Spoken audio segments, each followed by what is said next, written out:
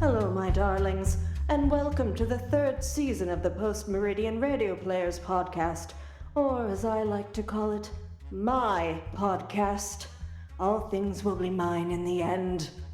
Where we left off, as you no doubt remember, I had enraptured the regular host of this podcast, one Mr. Nick Scratch, and brought him into my castle deep underground. Then that fool police person, Detective Sergeant Sargent, stole Nick from my clutches and made away with him. No doubt the fool thought he was rescuing Nick, but here there is no rescue once I have my hands around a human heart. To retrieve my prize, I sent my beast out after them, but as of yet he has yet to return. Does that bring everyone up to speed? Good. Now then, where were we?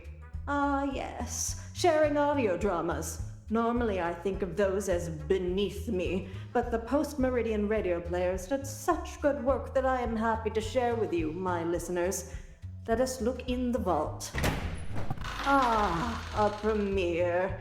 This week we return to the world of Isaiah Plovnick's Madmen's Guild with a new serial entitled The Madman Who Fell to Earth.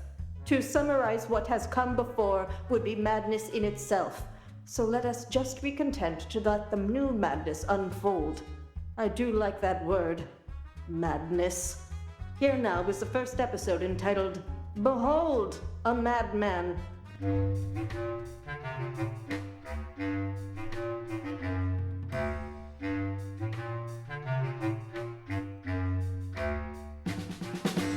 The Madmen's Guild presents The Madman Who Fell to Earth by Isaiah Plovnick. Chapter 1. Behold, a Madman.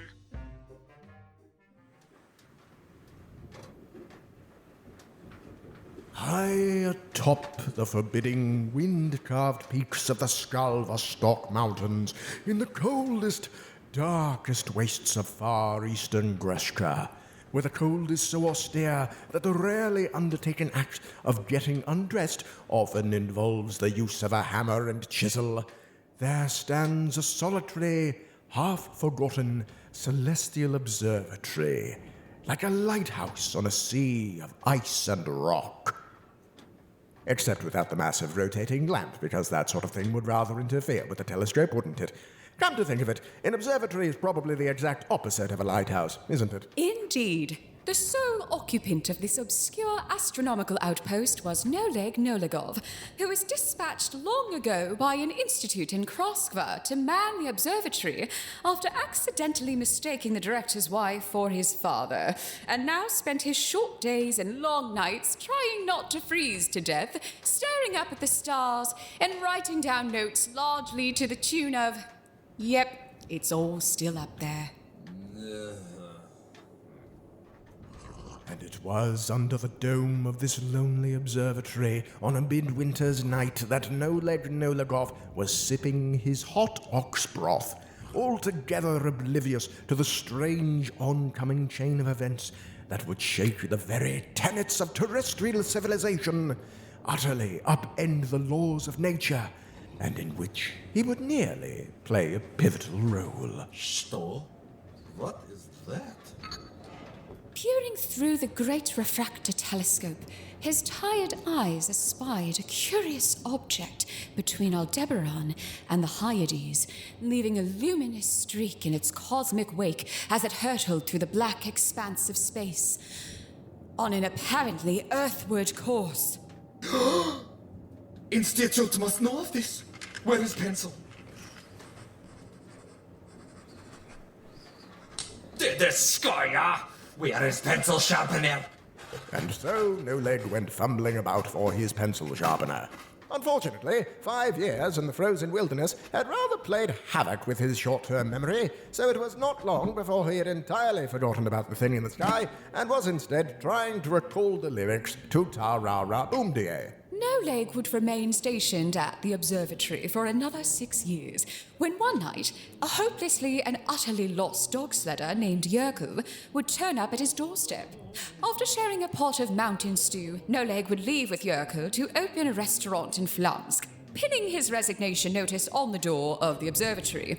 The two would later marry and adopt 3 Hinades children, whom they would name Olga, Masha, and Cherry Orchard. If No Leg's pencil hadn't broken, and he had managed to inform the Institute of his observations, well, then it might have been a very different story. Perhaps the Institute might have been able to track the thing's trajectory. Perhaps they might have shared their findings with the scientific community. Perhaps then the chaps at Excelsior might have been able to prepare for things.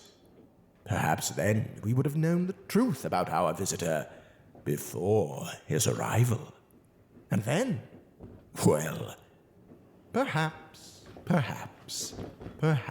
But who are we to speculate on potential alternate progressions in the linear subjective time stream?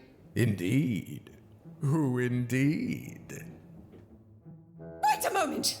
We just so happen to be virtuosos on the subject! And here comes the part where we introduce ourselves. Hello.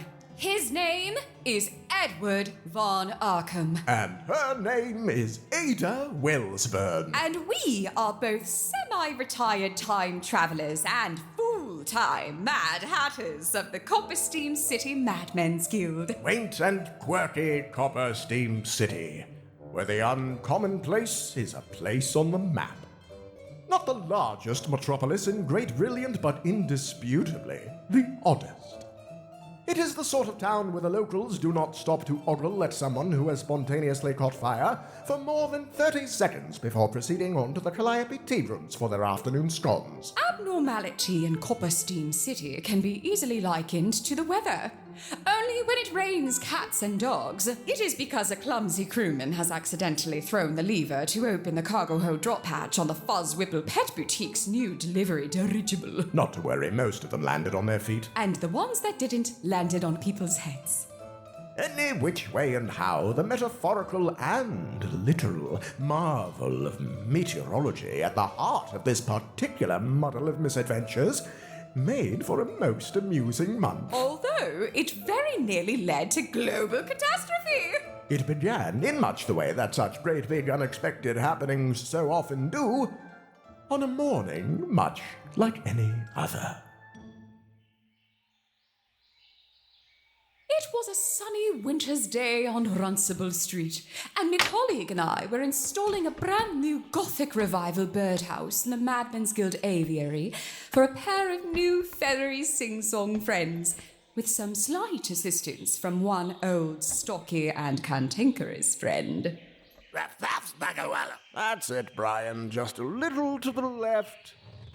A little more. Now up a bit. Now back a bit. Now purple a bit. Oh, very well, that will do. Thank you, Mr. Balderdash.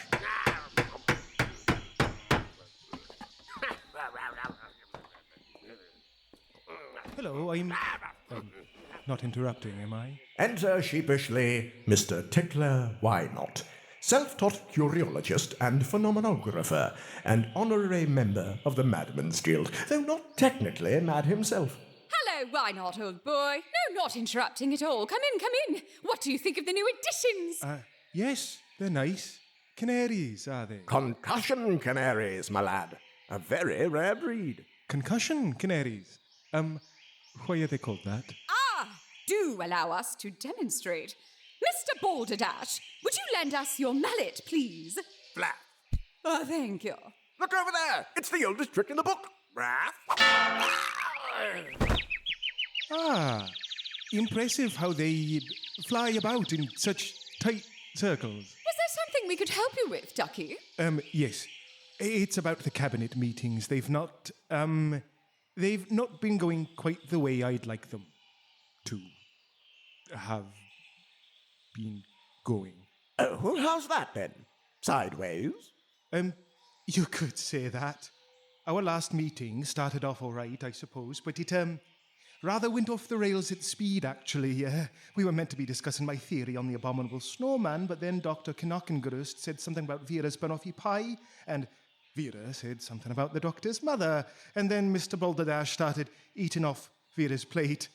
Auntie Pym started to make a good point, I think, but then Vera flung her plate at Mr. Balderdash and it ricocheted off his head and dislodged Auntie Pym's duck, so she started to, lose coherence, rather. After that, someone might have said something about the Yeti under all the shouting, but I was hiding under the table at that point. So how was the pie? Actually, it wasn't terrible. But it keeps happening, you see. I try to keep everyone focused, but it always turns to bickering, and we never end up talking about what we're meant to. Talking about... I'm grateful to you for choosing me to form the cabinet. I really am, but I'm afraid that none of the members are really taking me seriously. Well, one would hope that would have gone without saying in this establishment. I know I'm not a proper madman, but I'd hoped to be of some continued use to the guild after the incident with the dream machine last year. I worry I'm just getting in the way, really. In the way of what, pray tell? Well, why not, my lad? If everyone in this guild worried over feeling useful, well, there'd hardly be any members left, now would there? Cheer up, Tickler. I'm sure you'll find some great matter in need of your inestimable skill set before you know it. My colleague would like to go on record that when she made the preceding statement, she had absolutely no idea of what was about to happen. None whatsoever. Cross my hat. Just because we're time travelers doesn't mean we can see the future. The crewmen of the airship Reliant, on the other hand, did know what was about to happen, as their position 1,000 feet above Boilermouth Bay gave them a spiffing vantage point from which to see it coming. Captain! What is it, Jasper? Can't you see I'm charting a course? Well, you may want to add an immediate hard starboard to that course, Captain. Eh? What are you talking? Thundering typhoons! What was that? Do you hear something, Van Widdersons? What was that, Dr. Cogswald? I said, do you hear something, Van Widdersons? What? What did you say? Saints preserve us, what's happening? Doris! The sky's falling! Oh dear, I'll put the kettle on. Goodness gracious me! What was that? Why, it was a very loud noise. Didn't you hear it? He might not have. It was very hard to hear anything just now. It came from the north end of the city. There's nothing the people of Coppersteam love more than a bit of public hullabaloo to gawk at. Street theatre, so to speak. So when they hear an overture with a seismic percussion section, they come running. The clamouring masses followed their ears and the smoke to Ashbriar Heath on the northeast outskirts of the city, where they beheld an oddity unlike any other. Great giddy godsooks! There, embedded in a vast yawning crater, still steaming like a red-hot cannonball, was the most unusual vessel any of them had ever seen. Polyhedral in structure, almost spherical, perhaps 30 feet in diameter, its edges framed by riveted steel girders, and its faces armored with thick metal shutters. There were glass portholes about the girth of its hull, and a circular hatch at its top. And a quagmire of sudden speculation surrounding it. Blimey! What do you reckon that is, Corliss? Looks a bit like a fat submarine, don't it? One of them bathtub sphere things.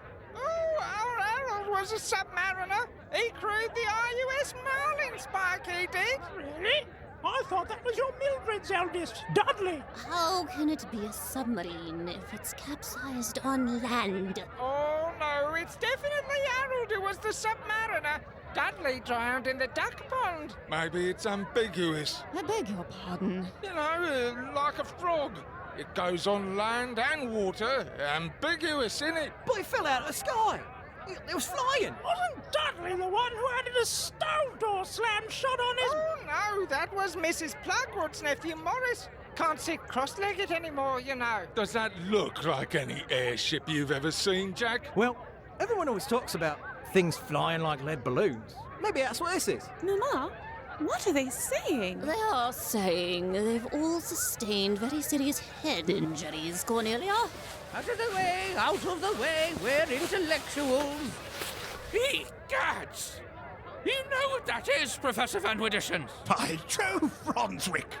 It's an outer spatial exploration vessel! A stellar ship. Do you mean to say that that thing fell from the stars? That's preposterous. It appears to be a hermetically sealed orbital craft, obviously launched by an external high-pressure jet propulsion fuselage. Don't be absurd, Professor Cogswald. A craft such as that would have been launched from a colossal ballistic railgun. You're both wrong. Neither of such methods could propel a vessel of such poor aerodynamic design beyond the atmosphere. Perhaps this planet's atmosphere, Van Widdershins. Hang on. Are you saying it came from another planet? Like Mars? Mars? Like in 1890? Are we being invaded again? Bloomin' heck! The Martians are back! A brief history lesson that may explain several things at once. Back in 1890, planet Earth was minding its own business when it was rudely invaded by an army of hostile, technologically advanced creatures from the planet Mars. There were great, big, walking tripod warships and deadly heat rays, and things being exploded, and pandemonium on a scale which would lead to the subjugation of the human race or the end of all earthly life. Until all the Martians got the sniffles and died! Though a bit of an anticlimax, the whole kerfuffle left the Earth in absolute shambles. Apart from the physical devastation that had been wrought, there was now a zeitgeist of existential disquiet as humanity grappled with the realization of its own terrible smallness in an infinite, unknowable universe. But from this moment of cosmic crisis, there came an historic leap forward, unified in the intent of preventing such a kerfuffle from ever befalling Earth again. All the nations of the world came together to form a planetary defense summit. However, after 3 months of proposal, debate, and a very expensive catering bill, the only strategic resolution that received enough favourable votes to pass was that all the places on Earth be given new names, so that if the Martians came back, they'd see all the maps and signs and think they'd got the wrong planet. And so, Great Britain became Great Brilliant, America became You-America, France became Belle France, Ireland became Greenerland, etc., etc. Foolishness? Perhaps, but nobody's seen a Martian since. We now return to your regularly scheduled panic.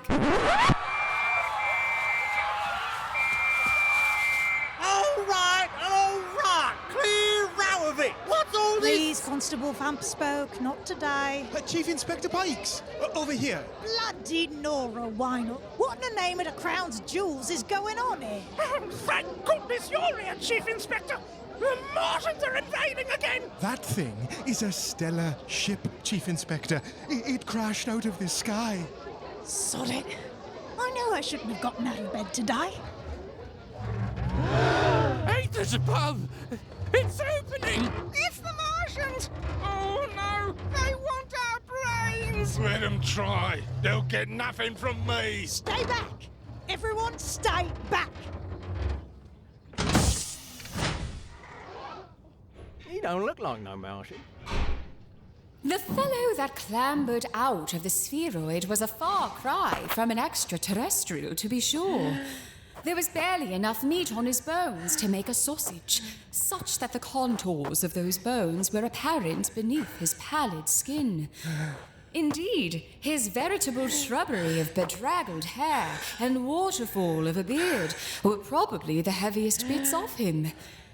This made it all the odder that his tattered, seam-ripped trousers and waistcoat were clearly too small for him. All the onlookers gaped in astonishment, breathlessly awaiting some utterance from the sky-flung vagabond.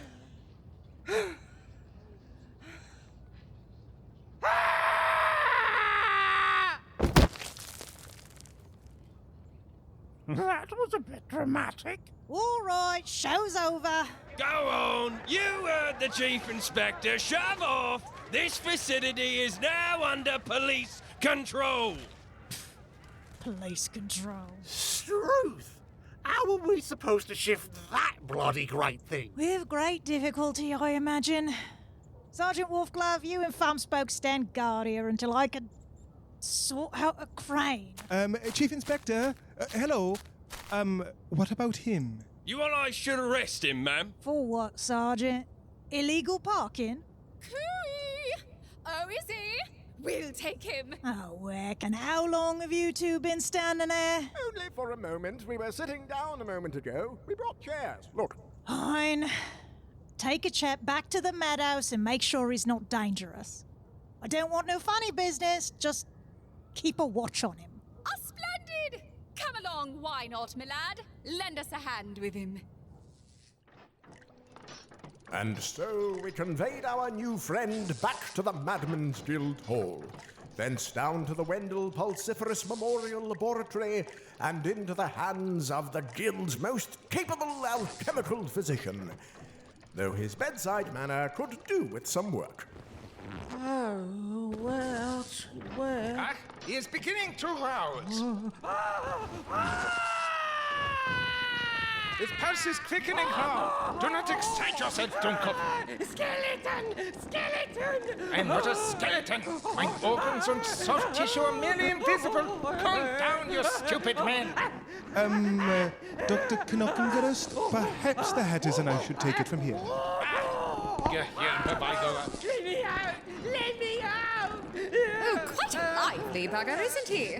Well, he's certainly not been getting much sunlight, but I don't think that alone would make him... Oh dear. How can we tell if this is madness or just mania?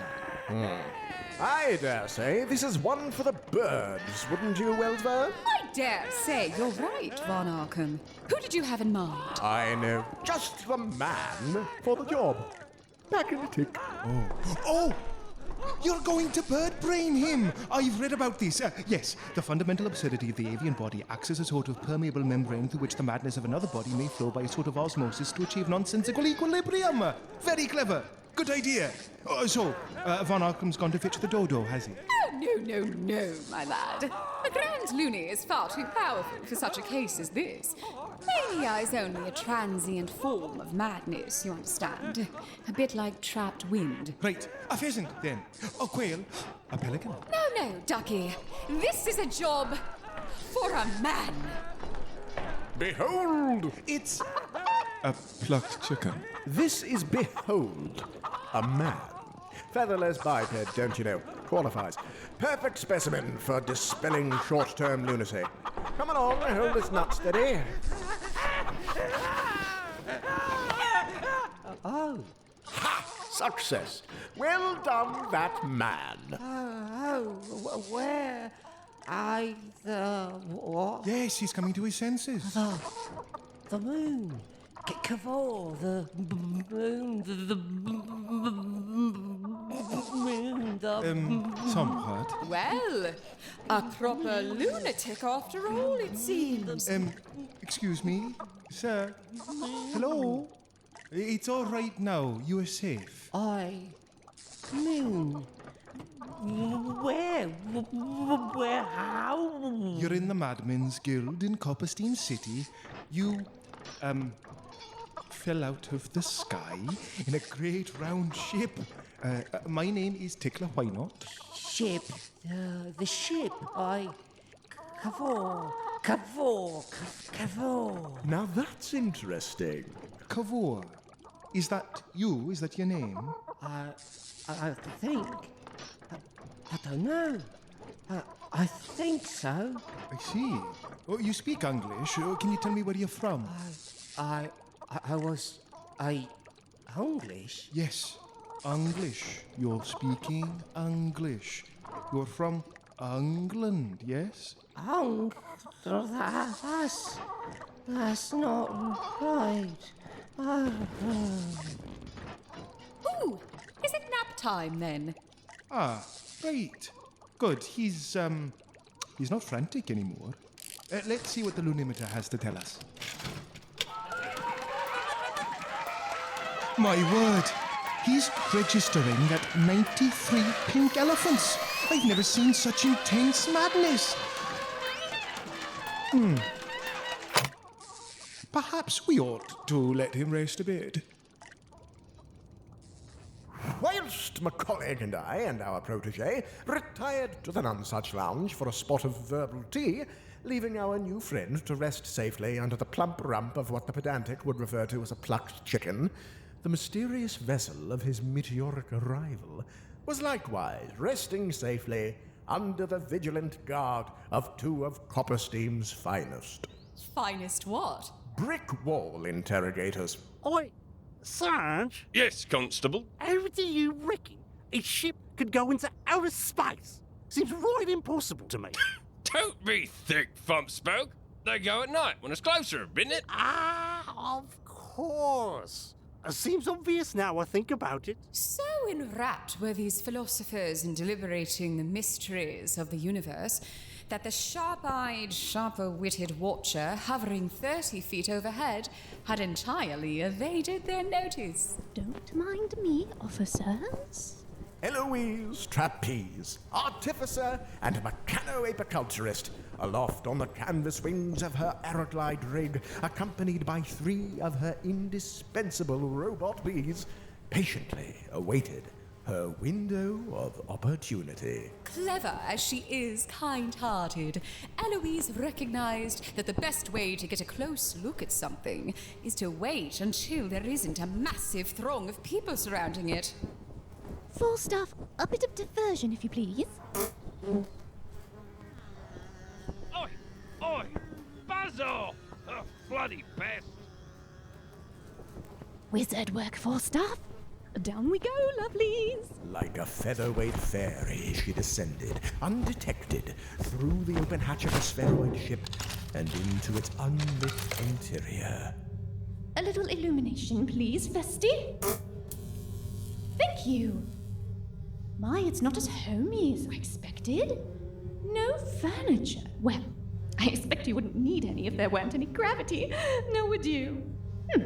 Let's have a look at what you would need, shall we?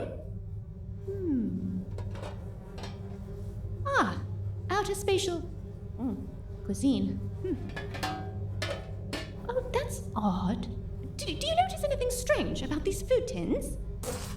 Well, precisely. There can't be more than 40, and more of them are unopened than aren't. Well, he'd need an air supply, wouldn't he? Let's see. Oh, those look like oxygen canisters. Empty ones? All right, well, even with an air supply, he'd need a carbonic filter. Sodium peroxide, water condensers. Depleted. Degraded. But how?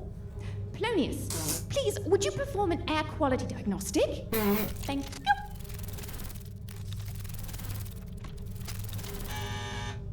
Well, but that's not possible. How could he... Hello? What's all this eating now? Oh, dear. Whilst back at the Guildhall. Well, why not, my lad? Thoughts? Impressions? What do you make of our wits-lost lunatic? Well, judging by his pallor and the length of his hair, he's been, up there for quite some time. He's malnourished, dehydrated. As for his state of mind, I suppose enough time up there in that ship would play havoc with anyone's wits. Speak for yourself, Ducky. I'd say it's too early to classify him as idiota vulgara. Maverick manivorum, certainly. Perhaps even inventrix eccentrix if that ship is of his own design. I do hope his memory's not been too terribly mucked up. I would very much like to know more about it. He said his name was Cavor. Well, he said he thought it was.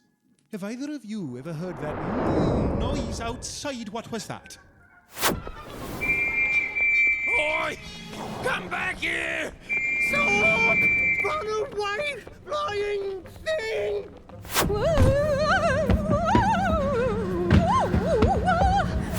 Oh, gracious, it's flying! Oh, good for it. Where's it headed, Ducky? Oh my. Oh, goody, it's coming to say hello. No, no, no, no, no, no, no, no, no, no!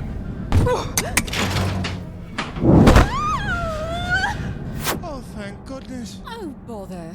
Was it something we said? Oh! What did I do? Which was that? I can't see any means of propulsion. How is it flying?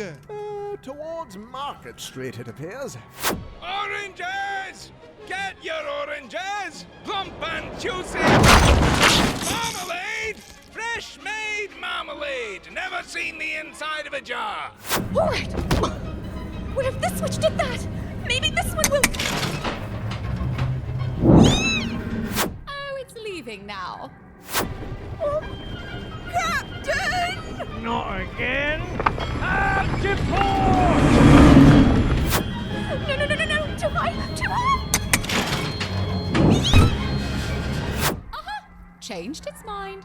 And now it's headed for the post office. The apothecaries, the pawnbrokers. I dare say it's running errands. Oh, heavens, it's going straight for Factory Row. I don't think it's going to clear the foundry chimney.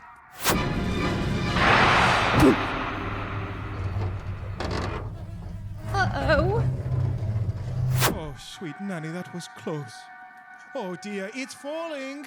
Brace yourselves, lovelies!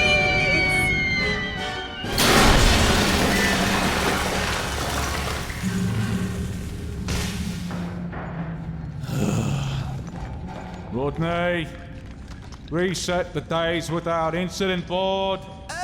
The board's been smashed, sir. And reset the days without incident board being smashed board. And get a new board!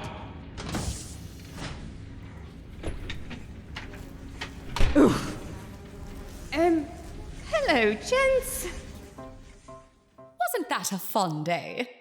Any which way and how, 3 days later, the multiple messes had been tidied up, the volatile vessel had been anchored down at a berth on 80 Days Wharf, and Copper Steam's various luminaries and scholars had assembled at City Hall to talk loudly, clear their throats a lot, remind everyone how important they were, and ostensibly decide what to do with the ship. The entire Copper Steam City Council was in attendance, as were the senior faculty of Excelsior University to present their findings on the ship. Numerous representatives of the Chambers of Commerce and Industry were there because nobody's allowed to hold a big official meeting without them, and my colleague and I were there representing the Madman's Guild, along with Dr. Knockengruest and our new lunatic friend, who had been given a shave, a trim, several hot meals, some nice new clothes, and a runcible spoon.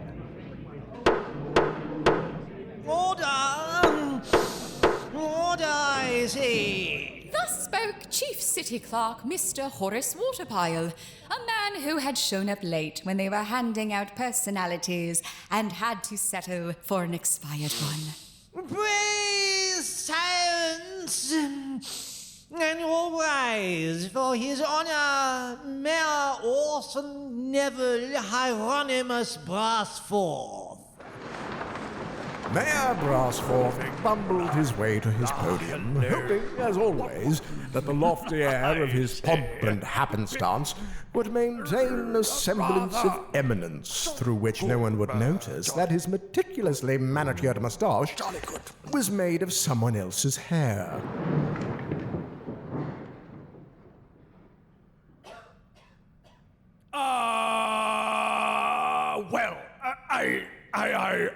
Well then, thank you all for, yes, I would like to, today, we jolly good, I believe, Your Honor, that you would like to thank us all for coming today and call to order this forum regarding the recent occurrences within the city. Yes, jolly good. Let us, yes, carry on. Very good, sir. We call now upon Professor Wallace Van Wittershins, Dr. Cuthbert Cogswold, and Professor Brunswick of Excelsior University to present their findings on the vessel. Thank you, Mr. Chief Clerk. He said my name first. Distinguished colleagues and laypersons, after a thorough examination of the stellar craft, we have discovered the vessel's means of propulsion are based within the mineral composition of its hull.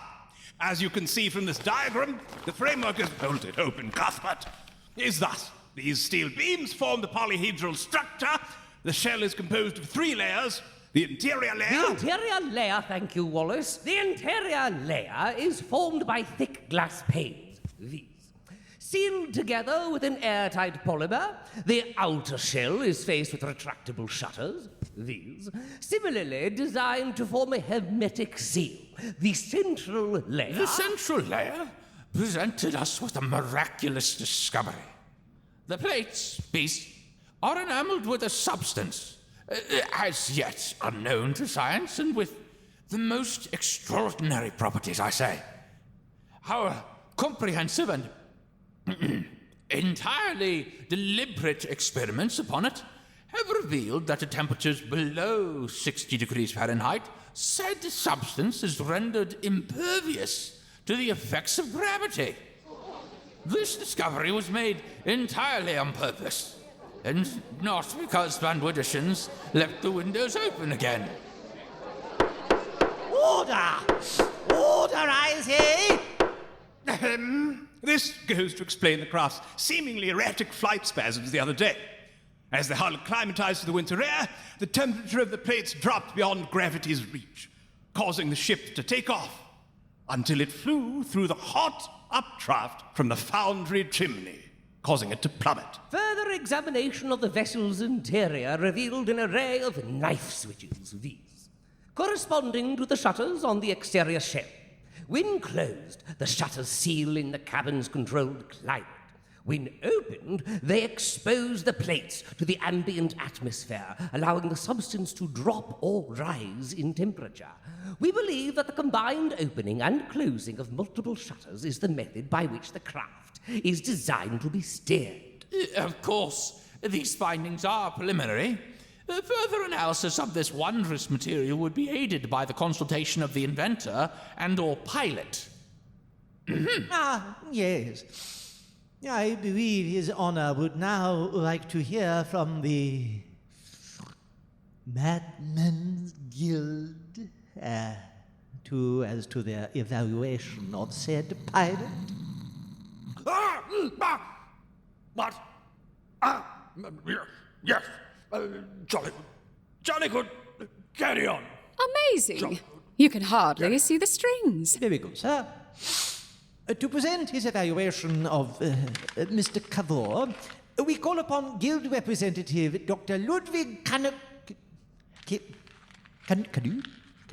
you come? That's Knachen Rouge. Pass above. He's A doctor, yeah.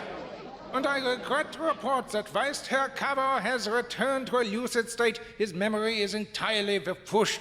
He remembers nichts apart from drifting through space in the ship.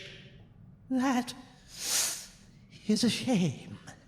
Mr. Cavor, I believe you have a statement of your own to deliver.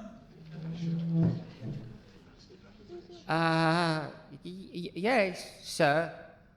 I wish to thank your city for showing me such hospitality. The ship that brought me here. I have no desire to be inside it ever again. I therefore bequeath it to the city to do as you like. The city and His Honour the Mayor thank you for your bestowment, Mr. Cavor. Yes. Rather. The faculty of Excelsior would propose that the revolutionary anti-gravity substance be named Cavorite in honor of Mr. Cavor. Well, isn't that serendipitous? Very good. The matter thence before us is to determine the best utilization of the Cavorite ship. I hereby open the floor to debate. There then followed a prime display of Copperstein bureaucracy. The ship must go to the university. None are more qualified to unlock the secrets of the Cavorite. For the good of science, we must continue our experiments. Nine! The inventrix eccentrics of the Madmen's Guild are vastly more equipped to replicate this mineral than you mundane ninnies. Theodore Colthorpe, owner of the Liftus Aether Refinery. This blasted ship must be destroyed. It represents a threat to the Aether industry. Bugger your gas house! Bertie Bigglesridge, Shipwrights Guild. This vessel presents a golden opportunity for the transport industry. Sister Priscilla Woolcote, Faith Exchange. We believe this thing would make a prime centerpiece for the next best-selling religion. Miraculous object falls from the sky carrying a bearded man. Writes itself. Order! Order, I say! Oh, Piffle, it was just getting funny. Perhaps this is a matter that would be better sorted out by appointment. The city will maintain ownership of the Cavorite ship, and His Honour will take this matter under further consideration. Meeting adjourned. Final count? 11 ahems, 6 harumphs, and 24 gratuitous sniffs. The assemblage of professional whiners plodded out of the hall, whilst the obsequious Mr. Waterpile politely shepherded the mayor out onto the steps for a photographic opportunity with the perpetually discombobulated Mr. Cavor. Mr. Cavor! Mr. Cavor, over here! Mr. Cavor! What was it like inside the sphere? Your Honour.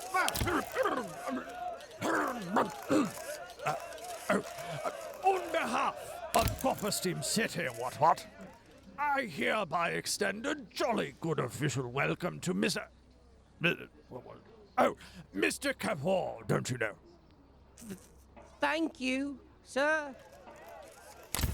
Then, as the two simpletons shook hands, a remarkable thing occurred, which only McCollig and I seemed to notice, despite the large crowd of journalists and photographers. Were their eyes just glowing blue? I do believe they were. We know there's something going on that nobody else knows about, yes? Naturally. You don't suppose there's something going on that we don't know about? I suppose we wouldn't know if there were, would we? Food for thought. Where not in the world did this sky-flung stranger come from? What shall become of his extraordinary vessel? Why were his eyes glowing blue just then? Why were the mayor's eyes glowing blue just then? Were they glowing blue just then? Or were my colleague and I just imagining things? And if we were, why didn't we imagine their noses turning upside down? They'd drown in the rain, that's why. Fair point. Well, that's one question answered. For the rest of them, you'll have to wait till next time. Until then... Stay mad, my duckies.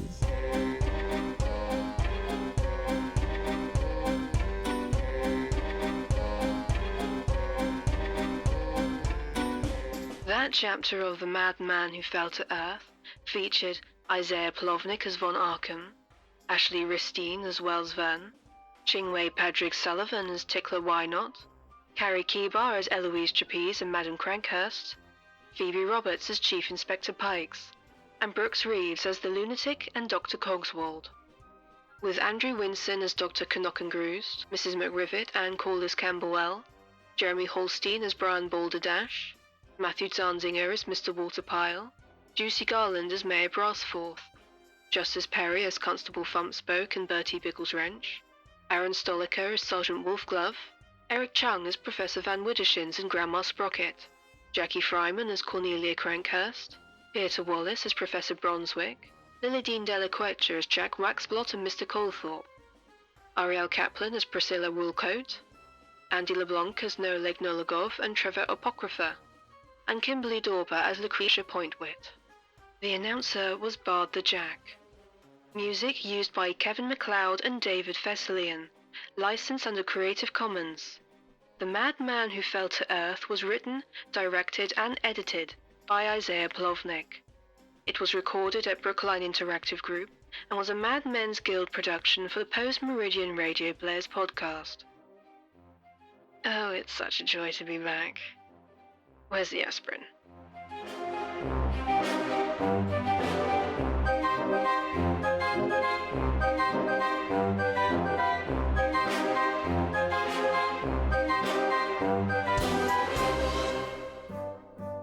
Madness indeed. In 2 weeks, we shall continue with the second part of The Madman Who Fell to Earth, an episode entitled, I Liked You Better With the Mustache. If you like what you hear, you can check out more about the PMRP, including upcoming performances and auditions at their website, pmrp.org, or their Bandcamp store, pmrp.bandcamp.com.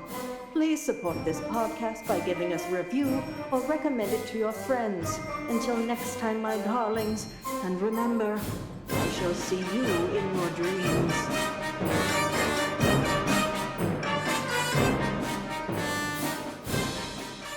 This has been a production of the Post-Meridian Radio Players, copyright 2026. This recording may be freely distributed as long as the full credits are included. For more information about our group, please visit pmrp.org.